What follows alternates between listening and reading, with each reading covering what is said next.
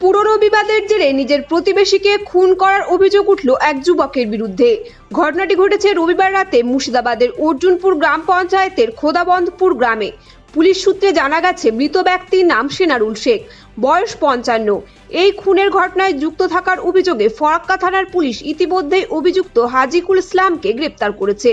Jangipur police জেলার super আনন্দ রায় বলেন, প্রাথমিক তদন্তে আমরা জানতে পেরেছি দুজনের মধ্যে কোনো একটি বিষয় নিয়ে কথা কাটাকাটির পর হঠাৎই অভিযুক্ত ব্যক্তি একটি চাকু নিয়ে হামলা চালায়।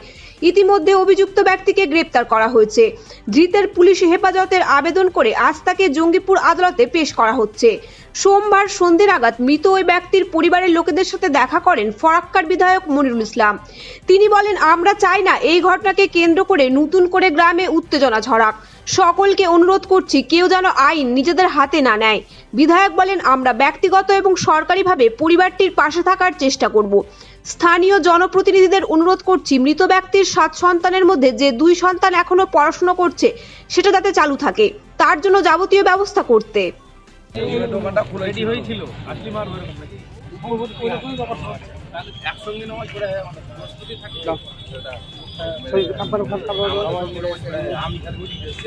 ছেলেটা মানে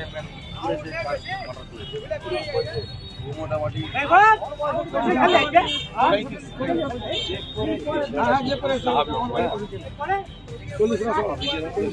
পাগলা বুঝে যায় না, পাগলা হলে তো এখানকার যারা মেম্বার, পঞ্চায়েত সমিতির মেম্বার, প্রধান আছে, কেউ যেন আইন হাতে না নেয়। ঠিক আছে, আমরা চাইবো যে দুষ্কৃতী বা খুন করেছে আর কি, তার যেন কড়া থেকে কড়া শাস্তি হয় এবং জামিনটা যেন না পায়, সেই ব্যবস্থা আমরা আইনের মাধ্যমে আর কি।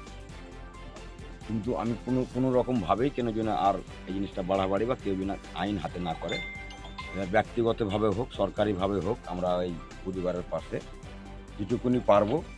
আমি যদি খবর নিলাম 7টা ছেলে মেয়ের মধ্যে এখন বাকিগুলোর বিয়ে শাদী হয়ে গেছে, একটা মেয়ে লেখাপড়া করছে আর একটা ছেলে লেখাপড়া করছে, তাদের জন্য মাঝপথে লেখাপড়াটা বন্ধ না হয় এবং ওনার ইনকাম সোর্স ওই ভদ্রলোকই ছিলেন আর কি, যে মারা গেছেন। আমি বলবো এখানকার যারা জনপ্রতিনিধি আছেন পরিবারের পাশে দাঁড়িয়ে মেয়েটাকে সহযোগিতা করা, সরকারিভাবে বেসরকারিভাবে কীভাবে কাজে লাগানো যায় আর কি, তার পরিবারটার পাশে থেকে আমরা শোকাহত মর্মাহত। এরকম আমাদের ফারাক্কাতে বা অর্জুনপুর অঞ্চলের মধ্যে একরকম সন্ধ্যাবেলা আর কি মানুষ এখান থেকে ঘুরতে গিয়েছে, এরকম ঘটনাটা কাম্য ছিল না। আগামী দিনে আপনারা সতর্ক থাকবেন।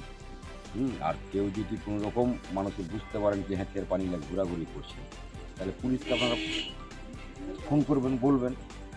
আর এলাকাতে যেন এইসব ব্যাপার নিয়ে উত্তেজনা না ছড়ায় সেইগুলো জনপ্রতিনিধি বলবো। আর আইনের পথে চলবে আর কি।